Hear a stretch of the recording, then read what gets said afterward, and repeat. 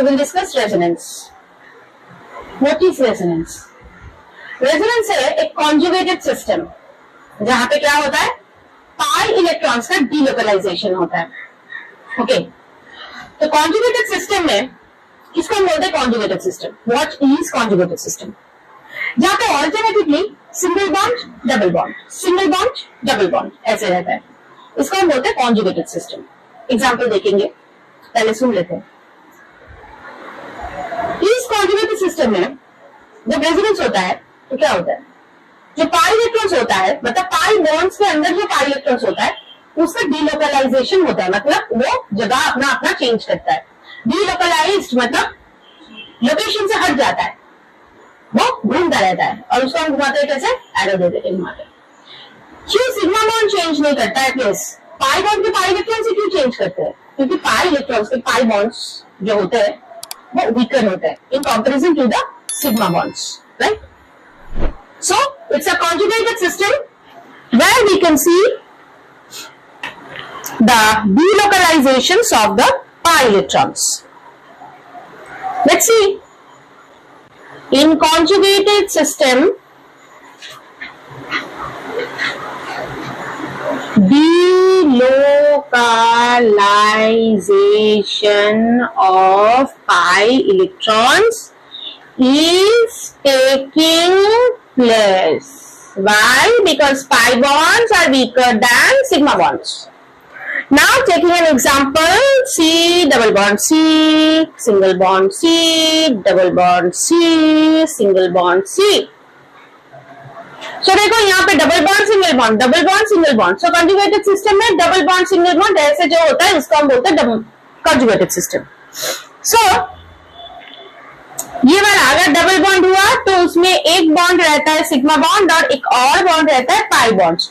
तो जो अगर हम इसको देख ले कि ये वाला बॉन्ड हमारा पाई बॉन्ड है तो ये वाला बॉन्ड यहां से घूमेगा, देखेंगे बाद में. नेक्स्ट एक और एग्जांपल देखते हैं. C double bond C, single bond C, double bond C, single bond C minus. तो एक देखो double bond single bond, double bond single bond, double bond की जगह यहाँ पे एक और माइनस साइन आ गया. मतलब ये माइनस, मतलब यहाँ पे जो ये माइनस साइन है वो भी कंजुगेशन में ही है, क्योंकि अल्टरनेट डबल बॉन्ड्स की जगह ये वाला माइनस साइन हमारा आ गया. ठीक है, मतलब ये वाला हमारा जो लोन पेयर ऑफ इलेक्ट्रॉन्स है, माइनस का मतलब लोन पेयर ऑफ इलेक्ट्रॉन्स, ये दो इलेक्ट्रॉन्स है यहाँ पे, इसलिए यहाँ पे माइनस है. ये वाला भी इस सिस्टम के जो कॉन्फ़िगरेशन में दिख रहा है इसके साथ कॉन्जुगेशन में है. ठीक है, तो फिर ये भी एक तरह का कॉन्जुगेशन है. तो यहाँ पे हमने क्या बोला कि पाई बॉन्ड जो होता है उसको मूव करना पड़ता है क्योंकि इसका डीलोकलाइजेशन होता है. तो ये कॉन्जुगेटेड सिस्टम हमें जरूरी क्यों हमें लगा कि ये जरूरी है? हाइब्रिडाइजेशन क्यों हमें लगा कि जरूरी है? क्योंकि ये रेजोनेंस के द्वारा हमें जो मिलता है उसको हम बोलते हैं कैनोनिकल फॉर्म. कैनोनिकल फॉर्म का मतलब है इक्विवेलेंट स्ट्रक्चर. क्या मतलब? Equivalent structure. After drawing the resonance we get, ये सब बॉन्ड को ऐसे घुमाते घुमाते हमें जो रेजोनेंस मिलेगा उसको वहां पे हम देखेंगे ये जो पाई बॉन्ड्स का जो मतलब जगह है, प्लेसेस है, वो घूम जाएगा, ऐसा हो जाएगा. तो यहाँ पे अगर हम देखेंगे तो सी बॉन्ड सी सिंगल बॉन्ड है और सी डबल बॉन्ड सी है, मतलब सिंगल और डबल बॉन्ड है. सिंगल बॉन्ड का जो लेंथ है हमें पता है सबसे बड़ा लेंथ किसका होता है, सिंगल बॉन्ड का, उसके बाद डबल बॉन्ड का, उसके बाद ट्रिपल बॉन्ड. तो सिंगल बॉन्ड का लेंथ सबसे बड़ा है 1.54 एंगस्ट्रॉम. ठीक है, और जो डबल बॉन्ड है उसका लेंथ है 1.34 एंगस्ट्रॉम. तो फिर हमें तो एक ही लेंथ चाहिए, मतलब एक इक्विवेलेंट लेंथ चाहिए. वो हमें कहां से मिलेगा? वो हमें मिलेगा after drawing the conjugated system which is known as the canonical form. And the canonical form of benzene is this one. तो यहां से हमें मिल जाता है क्या? Equivalent length. Equivalent length. So equivalent length हमें इस कैनोनिकल फॉर्म से मिल जाता है. वो इक्विवेलेंट लेंथ हमारा क्या है? 1.39 एंगस्ट्रॉम. मतलब ये दोनों लेंथ को हमें सेपरेटली याद नहीं करना पड़ेगा, हमें क्या करना पड़ेगा, इक्विवेलेंट लेंथ हमें मिल जाएगा, बेंजीन की ये इक्विवेलेंट स्ट्रक्चर्स मतलब हाइब्रिड स्ट्रक्चर से हमें मिल जाएगा, ठीक है। तो इसको हम इस तरह से भी ड्रॉ कर सकते हैं, किस तरह से, इस तरह से, क्योंकि यहाँ पे हम इलेक्ट्रॉन क्लाउड्स के द्वारा क्या दिखाते हैं, पाई इलेक्ट्रॉन्स डीलोकलाइजेशन कैसे होता है, ठीक है, क्लियर। तो ये जो स्ट्रक्चर्स है इनका कोई रियलिटी में एग्जिस्टेंस नहीं है, बट इस स्ट्रक्चर्स का रियलिटी में एग्जिस्टेंस है, इसलिए हमें जरूरत है किसकी, हमें जरूरत है रेजोनेंस हाइब्रिड, उसके कैनोनिकल फॉर्म मतलब इक्विवेलेंट स्ट्रक्चर्स की, वो किसी भी स्ट्रक्चर का क्यों ना हो, जो भी स्ट्रक्चर्स का रेजोनेंस पॉसिबल है वो स्ट्रक्चर्स हो जाएगा मोर स्टेबल स्ट्रक्चर। जितना ज्यादा रेजोनेंस उतना ज्यादा स्टेबिलिटी, जितना कम रेजोनेंस उतना कम स्टेबिलिटी, ठीक है। तो फिर रेजोनेंस सबसे ज्यादा जरूरी किस लिए है, क्योंकि ये कैनोनिकल फॉर्म देता है, और इस तरह से कोई भी कंपाउंड अगर रेजोनेटिंग फॉर्म देता है तो वो खुद को स्टेबलाइज करता है, और स्टेबिलिटी मतलब उसका एग्जिस्टेंस का ऑन द अर्थ जो पॉसिबिलिटी है वो बढ़ता है। इसलिए हम हर टाइम चाहते हैं कि स्टेबिलिटी ज्यादा, चाहे वो लाइफ में हो, जॉब में हो, किसी भी स्टेट में हो। तो इसलिए रेजोनेंस हमको इंपॉर्टेंट लगा, या फिर साइंटिस्ट को इंपॉर्टेंट लगा, इसलिए वो स्टेबलाइज स्ट्रक्चर्स देता है। इसलिए रेजोनेंस या फिर कंजुगेटेड सिस्टम जहां पे पाई इलेक्ट्रॉन्स का डीलोकलाइजेशन होता है, इसलिए वो हमारे लिए इतना इंपॉर्टेंट है इन केस ऑफ केमिस्ट्री और to be specified organic chemistry. Okay, now we will discuss the structures, कैसे ड्रॉ कर सकते हैं, ठीक है। Now the resonating structures of the CO3 minus मतलब कार्बोनेटाइन। सो पहले हम उसका स्ट्रक्चर ड्रॉ कर लेते हैं। C double bond O single bond O के ऊपर दोनों साइड में माइनस, तो हो गया CO3 2 माइनस, ठीक है। আমি এখানে শিফট করিনি, শিফট করাবো। Now this minus shifted here and this pi electrons gets delocalized. Both side में एरो देना पड़ेगा, this indicates the resonating structure. तो फिर ये यहाँ पे स्टेबलाइज्ड हो गया, और ये बॉन्ड यहां से माइनस हो गया, यहाँ पे माइनस हो गया, ठीक है।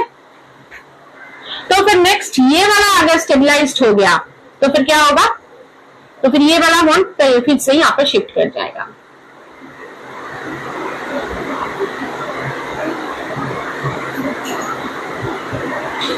ठीक है,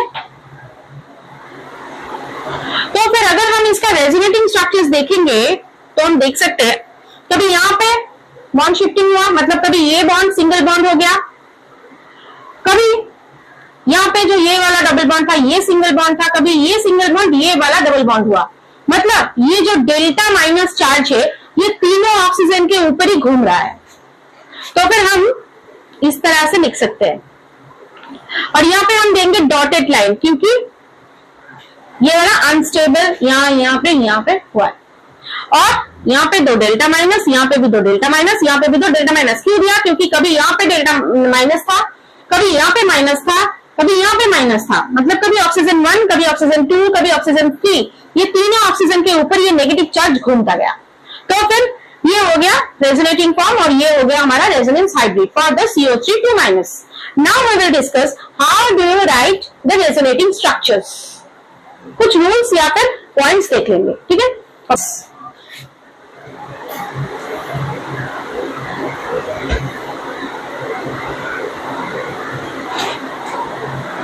first of all main structures of the sigma bond remain same, मतलब सिग्मा बॉन्ड को हम कहीं से भी डिस्टर्ब नहीं करेंगे।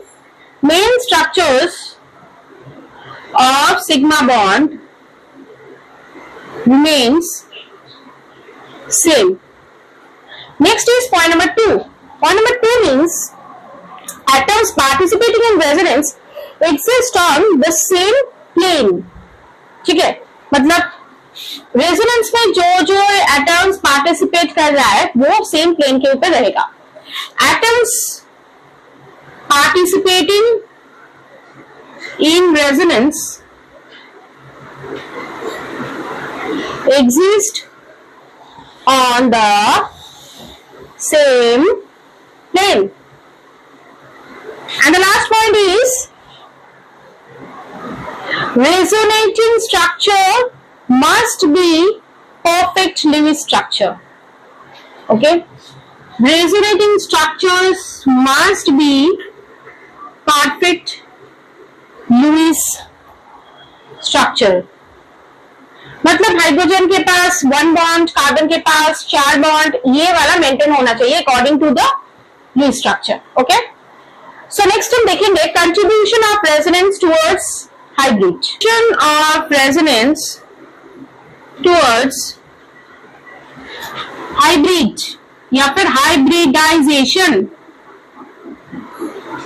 ओके, मतलब हाइब्रिडाइजेशन में रेजोनेंस कैसे हेल्प करता है. रेजोनेंस जब भी स्टेबलाइज हो जाएगा मतलब तो फिर उसका हाइब्रिड के और जो कंट्रीब्यूशन होगा वो ज्यादा होगा. ठीक है, so contribute more to hybrid. Okay,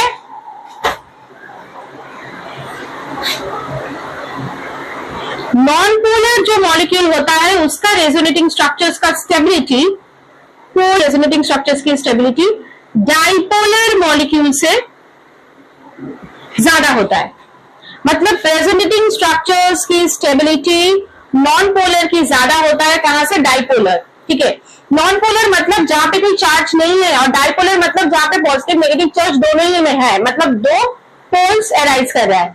तो फिर एग्जाम्पल एक देख लेते हैं. जैसे देखो, ओके, सो यहाँ पे अगर हम रेजोनेंस दिखाए तो कैसे दिखाएंगे.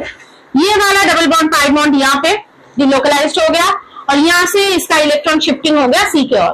तो फिर इसका जो रेजोनेटिंग स्ट्रक्चर्स हमें मिला जैसे वो CH3 CH, राइट, यहाँ पे डबल बॉन्ड शिफ्ट कर गया मतलब ओपन हो गया. तो यहाँ पे क्या इलेक्ट्रॉन डेफिसिट हो गया ये वाला कार्बन, तो इसके ऊपर आ जाएगा प्लस साइड. ठीक है, तो फिर नेक्स्ट CH और ये बॉन्ड कहाँ पे शिफ्ट हुआ, यहाँ पे, मतलब यहाँ पे हो जाएगा डबल बॉन्ड.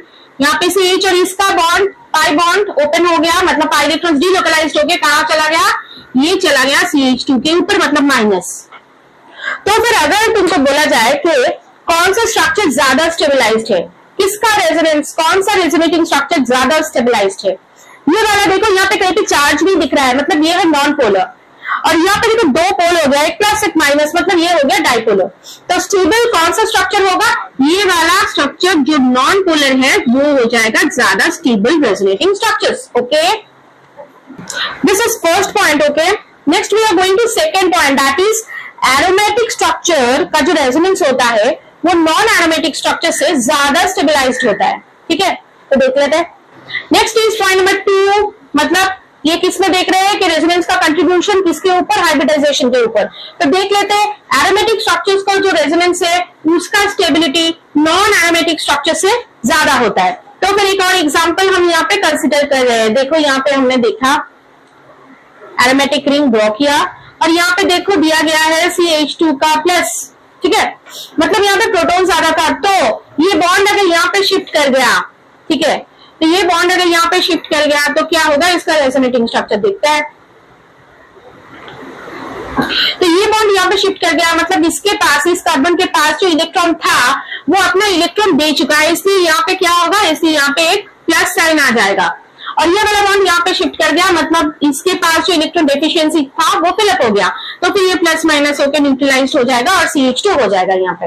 और यहाँ पे क्या आ जाएगा? डबल बॉन्ड आ जाएगा. मतलब ये वाला स्ट्रक्चर क्या था तुम्हारा? एरोमेटिक, और ये वाला स्ट्रक्चर तुम्हारा था हो गया आफ्टर रेजोनेंस नॉन एरोमेटिक. सो ये वाला स्ट्रक्चर ज्यादा स्टेबल होगा नॉन एरोमेटिक ये वाला स्ट्रक्चर से. क्लियर?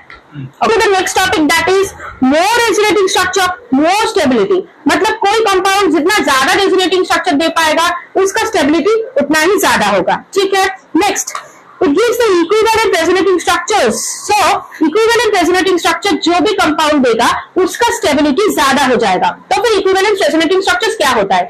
अगर एक कंपाउंड के स्ट्रक्चर्स को हम 180 डिग्री प्लेन में अगर घुमाएं तो फिर अगर हमें जो भी सेम स्ट्रक्चर मिले तो उसको हम बोलते हैं क्या? Equivalent structure.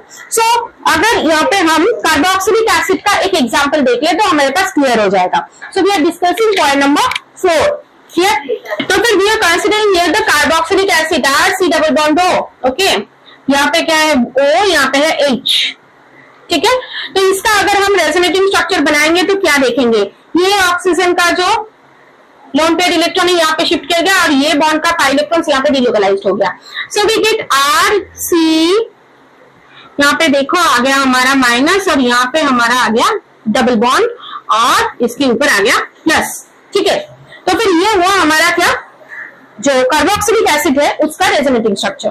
तो कार्बोक्सिलिक एसिड क्या कहता है? कार्बोक्सिलिक एसिड को हम क्यों बोलते हैं कि वो एसिड ही है? क्योंकि देखो यहाँ पे जो OH बॉन्ड है यहाँ पे क्लीवेज हो जाता है, बॉन्ड क्लीवेज, और बॉन्ड क्लीवेज के बाद हमें क्या मिलता है? बॉन्ड क्लीवेज के बाद हमें मिलता है RCOO minus plus H plus. ये H प्लस आयन डोनर है, इसलिए हम इसको बोलते हैं क्या? एसिड। तो फिर अभी हम जो देखेंगे वो है RCOO माइनस का क्या इक्विवेलेंट स्ट्रक्चर हमें मिलता है आफ्टर डूइंग रेजोनेंस। देख लेते हैं इक्विवेलेंट स्ट्रक्चर्स। हमने क्या बोला? एक स्ट्रक्चर्स को 180 डिग्री घुमा के अगर वही स्ट्रक्चर्स हमें मिले तो उसको हम बोलते हैं इक्विवेलेंट स्ट्रक्चर। मतलब रेजोनेंस करके अगर वही स्ट्रक्चर हमें मिले सिर्फ इंपॉर्टेंट पोजीशंस में, तो देख लेते हैं। यहाँ पे देखो ये है ना, तो ये वाला इलेक्ट्रॉन यहाँ पे स्टेबलाइज्ड हो गया, ये यहाँ पे डिलोकलाइज्ड हो गया। तो फिर हमें कैसे मिलेगा इसका रेजोनेटिंग स्ट्रक्चर?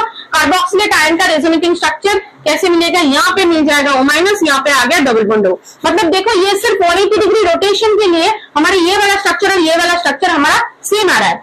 मतलब ये दो स्ट्रक्चर्स हो गया तुम्हारा क्या? Equivalent structures. इक्विवेलेंट स्ट्रक्चर्स मतलब more stability. Carboxylate ions का equivalent structures after doing resonance we get here. That's why it is much more stable than the other structures. Clear? Okay. तो next point is similar kind of ion अगर resonating structures में रहा, मतलब सिर्फ plus ही रहा या फिर सिर्फ माइनस ही रहा, वो स्टेबल होगा किससे? डिसिमिलर काइंड्स ऑफ आयंस जिस स्ट्रक्चर में रहता है उससे, मतलब प्लस माइनस इस तरह। तो फिर एक एग्जांपल हम देख लेते हैं। पहले हम देखेंगे एग्जांपल किसका? ये वाला एग्जांपल के ऊपर बहुत सारे क्वेश्चंस आता है 2 मार्क्स के लिए, बहुत इंपॉर्टेंट है। That is phenol. फिनॉल मतलब ऑर्गेनिक चेन में क्या होता है? फिनॉल मतलब ऑर्गेनिक चेन में OH ग्रुप इंसर्शन होता है, राइट? तो देखो ये हो गया तुम्हारा OH ग्रुप। तो यहाँ पे जो ऑक्सीजन है इसको हम पहले क्या करेंगे? इसको यहाँ पे लाएंगे और इस बॉन्ड को डिलोकलाइज करेंगे, पाई बॉन्ड्स को। सो रेजोनेटिंग स्ट्रक्चर्स पहला वाला हम ड्रॉ कर रहे हैं। तो यहाँ पे डबल बॉन्ड आ गया, यहाँ पे हमारा OH आ गया, यहाँ पे प्लस आ गया, ये बॉन्ड यहाँ पे ओपन हो गया तो यहाँ पे माइनस। नेक्स्ट इसको स्टेबल करो, इस बॉन्ड को ओपन कर दो। तो फिर रेजोनेटिंग स्ट्रक्चर्स प्रैक्टिस करना पड़ेगा, अदरवाइज हाथ से नहीं आएगा एग्जाम में easily. You have to practise like mathematics, like numericals. Okay, तो यहाँ पे स्टेबलाइज हो गया, ये यहाँ पे माइनस साइन हो गया, ये फिर से यहाँ पे स्टेबलाइज हुआ, ये फिर से यहाँ पे ओपन हो गया। ठीक है,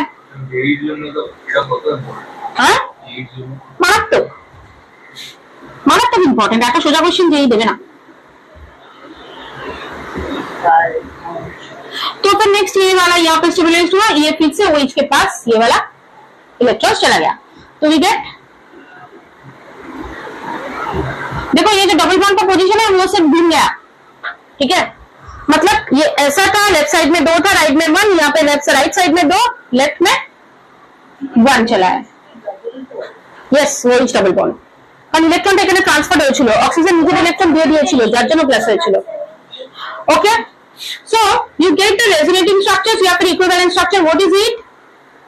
दैट इज इट। ठीक है, तो फिर माइनस कहां पे आया? यहाँ पे आया, यहाँ पे आया, यहाँ पे आया। जहां जहां पे माइनस आया वहां पे हम लिख रहे हैं delta minus, delta minus, delta minus. Okay, तो फिर आप देखो ये जो फिनॉल का रेजोनेटिंग स्ट्रक्चर है, यहाँ पे हमारा 2 तरह का आंसर आ रहा है, plus minus, plus minus, plus minus, plus minus, right? So plus minus जहां पे हमारा आ गया, मतलब दोनों तरह का आयंस यहाँ पे एग्जिस्ट कर रहा है। बट अगर हम इसको ड्रॉ ना करके, अगर ये हमने देखा फिनॉल, अगर हम फिनॉक्साइड को ड्रॉ करेंगे मतलब C6H5 वो माइनस, तो तब कैसे आएगा? वो वाला रेजोनेटिंग स्ट्रक्चर फिर से देखते हैं। फिनॉक्साइड आयन, तो देखो यहाँ पे C6H5O माइनस जैसे हमने बोला, तो फिर क्या होगा, पहले ये वाला जो बॉन्ड है ये यहाँ पे स्टेबलाइज होगा, ये ओपन हो जाएगा।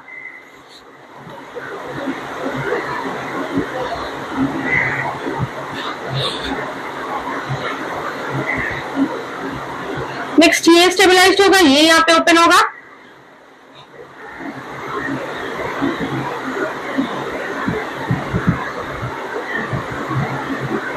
नेक्स्ट ये स्टेबलाइज होगा, ये ओपन होगा।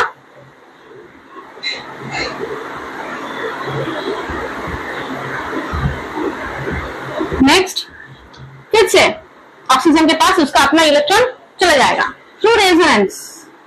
क्लियर? तो देखो पाई बॉन्ड्स का पोजीशन घूम गया है। इसको आप पूरा थर्ड ब्रैकेट के अंदर रखो, ये 1, ये 2, 3, 4, 5। Clear? So now we get the resonating structure या फिर हाइब्रिड स्ट्रक्चर या फिर इक्विवेलेंट स्ट्रक्चर्स फाइनल। ठीक है, राइट? डेल्टा माइनस कहां पे आया था? यहाँ पे आया था, यहाँ पे आया था और यहाँ पे आया था, तो यहाँ पे लिख दो delta minus delta minus delta minus. ठीक है, मतलब यहाँ पे आप देख सकते हो सिर्फ माइनस साइन, मतलब नेगेटिव साइन ही घूम रहा है ये फुल रिंग के अंदर। यहाँ पे कोई और साइन नहीं है, मतलब सिमिलर आयन है, एक ही तरह का आयन है। तो फिर आप बोल सकते हो ये जो फिनॉक्साइड आयन का रेजोनेटिंग स्ट्रक्चर हमने देखा, फिनॉक्साइड आयन का, इसका resonating structure much more stable than phenol. मतलब आपका क्वेश्चन आता है why is phenoxide ion more stable than phenol? You have to explain this by doing these two resonating structures. इसलिए resonating structures आपको practice करना ही पड़ेगा। पहले देख के करो, उसके बाद ना देख के करो, ना देख के जब पूरा आ जाए तो तब कंफर्म हो कि हाँ मेरा हो गया है। ठीक है, नेक्स्ट ये वाला हो गया। नेक्स्ट हम देखेंगे एप्लीकेशंस ऑफ रेजोनेंस, मतलब रेजोनेंस का क्या क्या एप्लीकेशन होता है। एप्लीकेशन मतलब उसके ऊपर से हमें बहुत सारे छोटा मोटा सा क्वेश्चन मिल जाएगा कि किस तरह का क्वेश्चन आता है। जैसे एप्लीकेशन के अंदर पहला वाला पॉइंट जो आता है वो है स्टेबिलिटी ऑफ आयंस और मॉलिक्यूल्स, जैसे गुआनिडीन, राइट? तो वो गुआनिडीन और गुआनिडियम आयंस में से आपका स्टेबिलिटी कंपैरिजन आता है। ठीक है, तो फिर हम देखेंगे गुआनिडीन और गुआनिडियम आयंस के स्टेबिलिटी कंपैरिजन कैसे करेंगे। ओके, तो एप्लीकेशंस ऑफ रेजोनेंस में first point is stability of ions और मॉलिक्यूल्स। तो कभी कभी हमारा ऐसा क्वेश्चन आता है कि कंपेयर द स्टेबिलिटी करके दो कंपाउंड्स दिया जाता है। तो जैसे देखो यहाँ पे हम देखेंगे गुआनिडीन और गुआनिडियम आयन, तो गुआनिडीन का ये है फॉर्मूला, गुआनिडियम आयन ये है। तो फिर यहाँ पे अगर हम मतलब अगर हम रेजोनेंस स्ट्रक्चर्स देखेंगे तो कंजुगेशन कैसा होगा। देखो double bond, single bond, lone pair. So इसका कंजुगेशन स्ट्रक्चर होता है डबल बॉन्ड, सिंगल बॉन्ड और लोन पेयर। ठीक है, तो फिर इसका अगर हम रेजोनेंस ड्रॉ करेंगे तो कैसे करेंगे, इसको यहाँ पे स्टेबलाइज करो और इस बॉन्ड को डिलोकलाइज करो, तो we get the resonating structure. तो कैसे होता है देखो, एच यहाँ पे हो जाएगा माइनस, ठीक है, सी यहाँ पे आ गया डबल बॉन्ड, यहाँ पे आ गया NH2। ठीक है, तो ये वाला स्ट्रक्चर हमारा मिल गया। तो फिर यहाँ पे NH2 में ये जो इलेक्ट्रॉन है यहाँ पे आ गया, तो फिर यहाँ पे सॉरी हमें देना पड़ेगा क्या, प्लस साइन। ठीक है, तो फिर ये वाला स्ट्रक्चर हमारा यहाँ पे हो गया। तो नेक्स्ट देखो, अगर हम एक और रेजोनेटिंग स्ट्रक्चर यहाँ से ड्रॉ करेंगे तो ये लोन पेयर यहाँ पे स्टेबलाइज्ड हो जाएगा। ठीक है, और यहाँ पे जो डबल बॉन्ड है ये यहाँ पे शिफ्ट कर जाएगा एक और पाई बॉन्ड। तो सो यू गेट, तो तुम्हें क्या मिलेगा यहाँ पे, तो मिलेगा NH माइनस C, यहाँ पे आ जाएगा NH2 एज यूजुअल, और यहाँ पे डबल बॉन्ड आके ये वाला प्लस साइन यहाँ पे आ जाएगा। ठीक है, तो फिर ये हो गया हमारा गुआनिडीन के लिए रेजोनेटिंग स्ट्रक्चर्स। बट आप देख सकते हो यहाँ पे प्लस और माइनस दोनों ही एग्जिस्ट कर रहा है, मतलब दोनों डिफरेंट तरह का आयंस, राइट? तो ये गुआनिडियम जो आयन है इसका अगर हम रेजोनेटिंग स्ट्रक्चर्स ड्रॉ करेंगे तो कैसे आएगा, ये और इसको यहाँ पे शिफ्ट कर दे, तो इसका रेजोनेटिंग स्ट्रक्चर्स हम ड्रॉ करते हैं। ठीक है, तो सी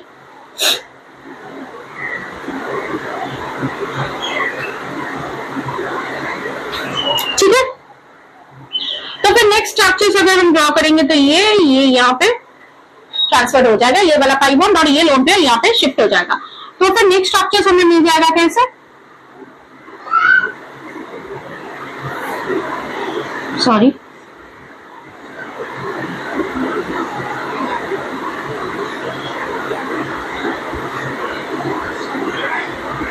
तो फिर आप यहाँ पे देख सकते हो, यहाँ पे सिर्फ प्लस साइन है जो है, मतलब केटायंस का जो साइन है वो ही सिर्फ प्रोटेक्ट कर रहा है, और यहाँ पे देखो प्लस माइनस दोनों साइन ही एग्जिस्ट कर रहा है। तो फिर हमने पहले ही देखा, क्या पहले देखा था या फिर पढ़ा कि अगर सेम काइंड आयंस हो तो वो स्टेबलाइज ज्यादा होता है। यहाँ पे different kind two types of charge are existing, यहाँ पे one kind of charge is existing. So guanidinium ion is much more stable than guanidine. ऐसे आप स्टेबिलिटी भी जज कर सकते हो फर्स्ट एप्लीकेशन में। सेकंड एप्लीकेशन अभी हम देखेंगे, या फिर compare the value of bond length, मतलब किसका बॉन्ड लेंथ ज्यादा है किसका बॉन्ड लेंथ कम है वो भी हम जज कर सकते हैं। Next point next point is value of bond length. तो हमें पता है ऑर्डर ऑफ बॉन्ड लेंथ कैसा होता है, पहले होता है प्योर सिंगल बॉन्ड, नेक्स्ट होता है प्योर डबल बॉन्ड, नेक्स्ट होता है प्योर ट्रिपल बॉन्ड। मतलब मैक्सिमम बॉन्ड लेंथ होता है single then double then triple bond का, but pure, point to be noted, pure not hybrid. तो देखो अगर ये तीनों स्ट्रक्चर्स में से बॉन्ड लेंथ कंपैरिजन करने को दे तो क्या करोगे। तो पहले वाला स्ट्रक्चर हम देख लेते हैं, यहाँ पे रेजोनेंस पॉसिबल है, हाँ जी है, ठीक है। तो फिर कैसे रेजोनेंस यहाँ पे हम ड्रॉ करेंगे। देखो क्लोरीन का यहाँ पे क्या है 6 7 8 मतलब ऑक्टेट पिलर पे, तो इसको यहाँ पे एक लोन पे शिफ्ट कर दो और यहाँ से एक लोन पे ये CH2 के ऊपर ला। तो फिर यहाँ पे देखो रेजोनेंस पॉसिबल है, तो यहाँ पे देखो ये शिफ्ट हो गया, मतलब यहाँ पे एक्स्ट्रा इलेक्ट्रॉन चला तो CH2 माइनस हो जाएगा, ठीक है। नेक्स्ट यहाँ पे देखो CH, यहाँ पे आ जाएगा हमारा डबल बॉन्ड Cl, ठीक है। ये हो गया हमारा क्या रेजोनेटिंग स्ट्रक्चर, बट यहाँ पे Cl ने 2 इलेक्ट्रॉन्स दे दिए, इसलिए इसके ऊपर आ जाएगा प्लस साइन, ठीक है। मतलब अगर हम इस रेजोनेंस को देखेंगे तो यहाँ पे हम देख सकते हैं, तो अगर रेजोनेटिंग स्ट्रक्चर्स यहाँ पे ड्रॉ करेंगे तो CH2 CH Cl, ठीक है। तो ये वाला partial double bond structure show कर रहा है, ये भी hybrid double bond structure show कर रहा है, और यहाँ पे इसके ऊपर आ जाता है डेल माइनस और इसके ऊपर आता है डेल प्लस, ठीक है। अगर इसके साथ हम कंपेयर करेंगे, मतलब विनाइल क्लोराइड के रेजोनेंस के साथ अगर हम CH2 डबल बॉन्ड CH2 को कंपेयर करेंगे तो ये है हमारा क्या प्योर डबल बॉन्ड, और यहाँ पे जो डबल बॉन्ड हमें दिख रहा है मतलब ये वाला, ये है हमारा hybrid double bond, right, DB मतलब डबल बॉन्ड। तो ये है प्योर डबल बॉन्ड, ये है हाइब्रिड डबल बॉन्ड। तो बट ये हाइब्रिड डबल बॉन्ड मतलब partial double bond. Partial double bond means यहाँ पे सिंगल बॉन्ड कैरेक्टर भी एग्जिस्ट करता है, जैसे यहाँ पे सिंगल बॉन्ड कैरेक्टर एग्जिस्ट करता है, यहाँ पे भी single bond character partially exist करता है। तो फिर ये दोनों हाइब्रिड और प्योर डबल बॉन्ड में कंपेयर करेंगे तो फिर किसका बॉन्ड लेंथ ज्यादा होगा, हाइब्रिड का, मतलब पार्शियल डबल बॉन्ड का बॉन्ड लेंथ ज्यादा होगा, किससे, प्योर डबल बॉन्ड से। क्यों, क्योंकि देखो ये पार्शियल सिंगल बॉन्ड है ही सही, बट सिंगल बॉन्ड तो है ना ये वाला, तो इसलिए इसका जो बॉन्ड लेंथ है, इसका बॉन्ड लेंथ ज्यादा होगा, किससे, इसके बॉन्ड लेंथ से। Bond length of CH2 double bond CH2, इसका बॉन्ड लेंथ CH2 CH, मतलब विनाइल क्लोराइड का बॉन्ड लेंथ इथीन से ज्यादा होगा, ठीक है। तो नेक्स्ट वाला अगर हम देखेंगे कौन सा ये वाला CH3 CH2 Cl, तो यहाँ पे आप देख सकते हो ये है हमारा प्योर सिंगल बॉन्ड, बट ये है हाइब्रिड डबल बॉन्ड या फिर पार्शियल डबल बॉन्ड या फिर पार्शियल सिंगल बॉन्ड, जो भी तुम बोलो, बट डबल बॉन्ड तो है ना, पार्शियल है ही सही, बट ये है प्योर। और हमें दिखता है यहाँ पे ऑर्डर के प्योर डबल बॉन्ड का जो बॉन्ड लेंथ है वो सबसे ज्यादा होता है, मतलब इसका जो बॉन्ड लेंथ है, मतलब CH3 CH2 Cl, इसका बॉन्ड लेंथ हमारा विनाइल क्लोराइड से ज्यादा होगा, मतलब इसका जो बॉन्ड लेंथ है वो ग्रेटर हो रहा है, इससे ये वाला स्ट्रक्चर क्लियर, 1 और सबसे छोटा मीन्स 2, 3 1 2, क्लियर। ऐसे छोटा मोटा सा क्वेश्चन आएगा। नेक्स्ट एसिडिटी कंपेयर करेंगे। Phenol is a kind of, phenol shows the acidic character. Why? Because it gives us protons, that is H plus, and it forms the phenoxide ion. तो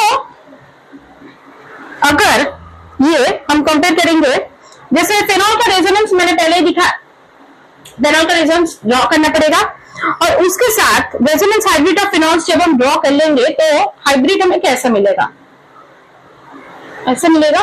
ठीक है, तो यहां पे हमारा आ जाता है क्या, OH। तो फिर नेक्स्ट हम क्या करेंगे, डेल्टा माइनस, यहाँ पे आएगा डेल्टा माइनस, यहाँ पे डेल्टा माइनस, यहाँ पे आया था हमारा डेल्टा प्लस, राइट।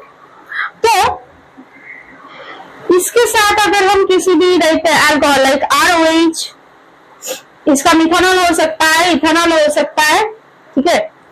सो इसके अगर हम एसिडिटी को कंपेयर करेंगे तो कैसे करेंगे, तो देखो यहाँ पे जो हम फिनॉल लिख रहे हैं,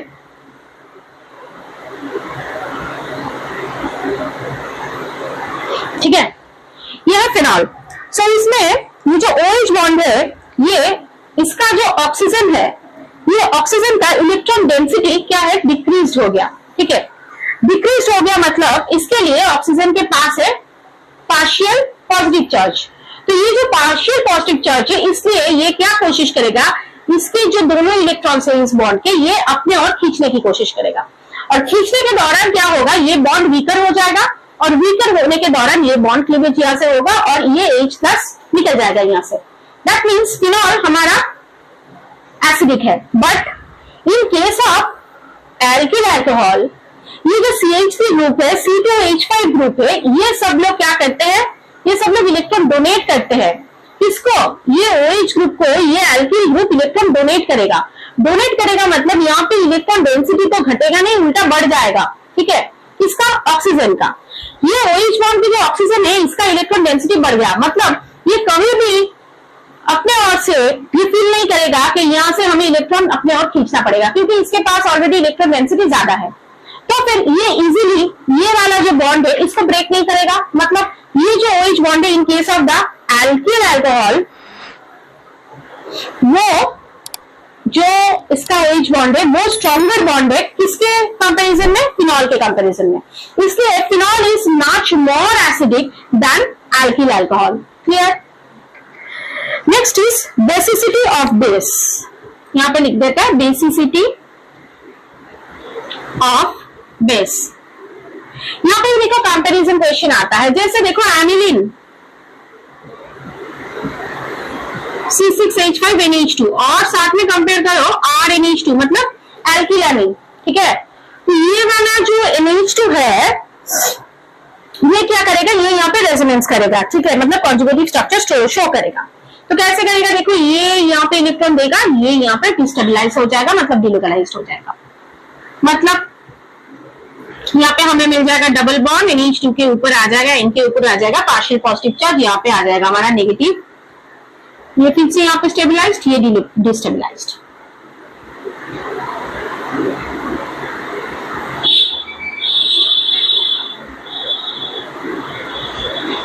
इस तरह से, ठीक है, NH2 यहाँ पे प्लस होगा, मैंने दिया है।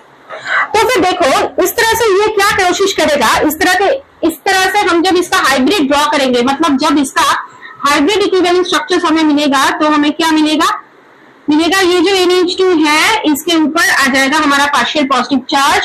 यहाँ पे हम इलेक्ट्रॉन क्लाउड दिखाते हैं, यहाँ पे डेल्टा माइनस, यहाँ पे डेल्टा माइनस, यहाँ पे डेल्टा माइनस, राइट। तो फिर ये NH2 के जो N है उसके ऊपर कॉन्जुगेशन, मतलब जो लोन पेयर ऑफ C6H5NH2 का जो नाइट्रोजन का लोन पेयर है, वो लोन पेयर क्या करेगा, कॉन्जुगेशन में पार्टिसिपेट करेगा। ठीक है, और इसके लिए NH2 ग्रुप के N के ऊपर पार्शियल पॉजिटिव चार्ज आ जाएगा। तो पार्शियल पॉजिटिव चार्ज जब आ जाएगा तो फिर वहां पे हमारा क्या होगा, एक सेकंड,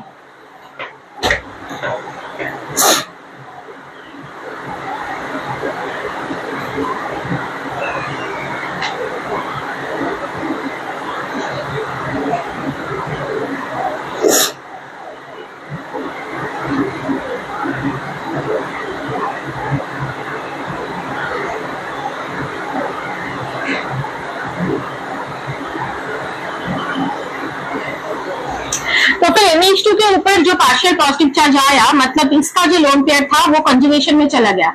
तो फिर it can't donate loan pair of electrons, क्योंकि इसने ऑलरेडी रेजोनेंस के कंजुगेशन के लिए अपना इलेक्ट्रॉन डोनेट कर दिया, किसको, रेजोनेंस में, इसलिए यहाँ पे कुछ इलेक्ट्रॉन नहीं बचेगा जो डोनेशन हो पाए।